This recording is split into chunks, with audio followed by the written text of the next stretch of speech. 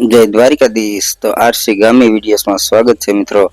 આજે આપણે વાત કરીશું જે બે ગણપતિ વિસર્જન અને 3 દેવી શક્તિના સ્થાનકે તેમની સાક્ષીએ જે વિસર્જન કરવામાં આવ્યું છે ગણપતિનું, તેનો આપણે ફૂલ વિડીયો બધા મિત્રોને તમને બતાવીએ।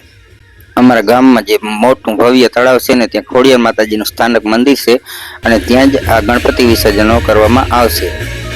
તો અહીંયા જે થોડીક વાર રાસ ગરબાને લેવામાં આવશે। આ છે મોટું ખોડિયાર માતાજીનું સ્થાનિક મંદિર અને અહીંયા આપણે તળાવના કાંઠે જે બંને ગણપતિ વિસર્જન કરવા અહીંયા લઈ આવ્યા છીએ, તે આપણે વિસર્જન અહીંયા કરીશું।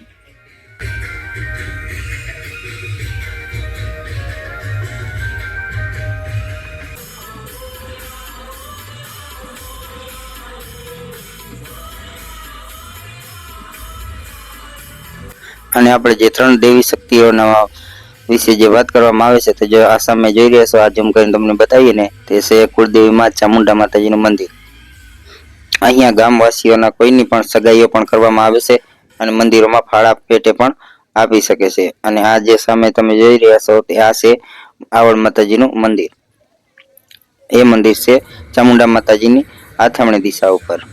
અને જે આપણે આ ગણપતિ વિસર્જન કરવા આવ્યા છીએ, તે છે ચામુંડા માતાજીનું મંદિર અને તેમનાથી ઉગમણી દિશા ઉપર।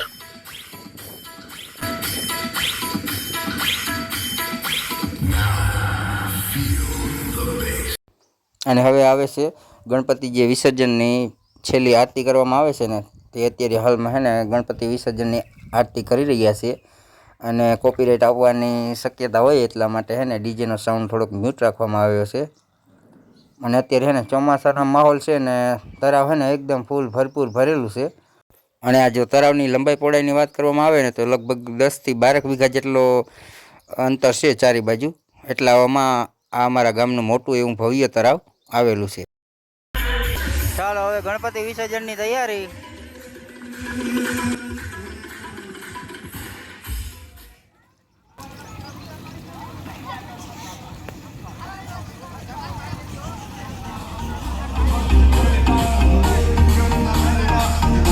તો બોલો બધા ગણપતિ બાપા મોરિયા। ગણપતિ બાપાના જે પૂજાપોન હતા, એમનો સામાન હતો, તે વિસર્જન માટે તૈયાર થઈ ગયા છે અને બધા 5, 7, 8 જણા જેટલા યુવાનો છે, તે પણ વિસર્જન માટે તૈયાર છે।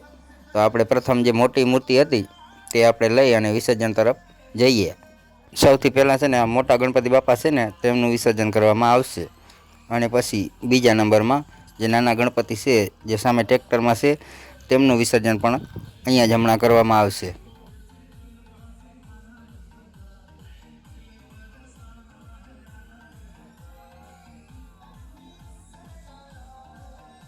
જે મોટી મૂર્તિ હતી ગણપતિ બાપાની, તે બધા યુવાનો સરસ રીતે વિસર્જન કરી રહ્યા છે।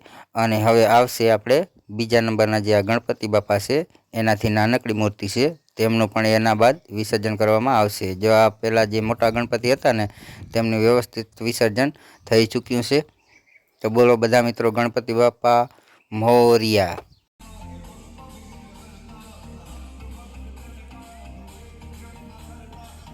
અને હવે આવશે આપણે બીજા ગણપતિ।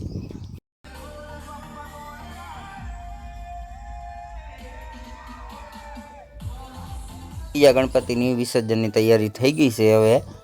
તો એમનો જે કંઈક સામાન છે, પૂજાપો છે, તે બધો એકસાથે ભેગો કરી અને પછી જે ગણપતિ વિસર્જન કરીએ અને પછી એના પછી જે આ બધું પૂજાપો ને તેમનું બધો સામાન જે હોય, તે પણ એમની સાથે ગણપતિની સાથે જ બધું વિસર્જન કરવામાં આવશે।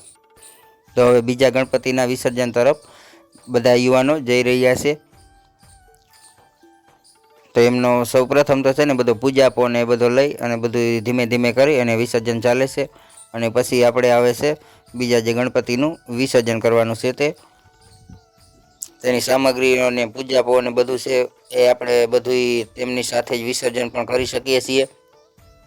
અને આ વ્યવસ્થિત રીતે બધા યુવાનો છે ગણપતિ બાપાને લઈ અને નિરાંતે વિસર્જન થઈ જશે હમણાં।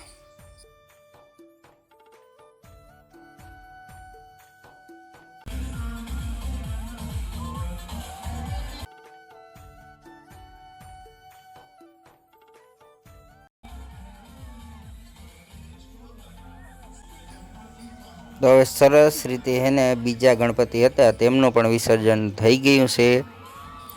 તો આપણે જે અન્ય ગણપતિઓનું જે વિસર્જન હતું, એક મોટા ગણપતિની મૂર્તિ હતી તેમનું પણ સરસ રીતે વિસર્જન થઈ ગયું છે અને આ બીજા ગણપતિ હતા તેમનું પણ વિસર્જન થઈ ગયું છે। તો બોલો જય ખોડિયાર માત કી જય।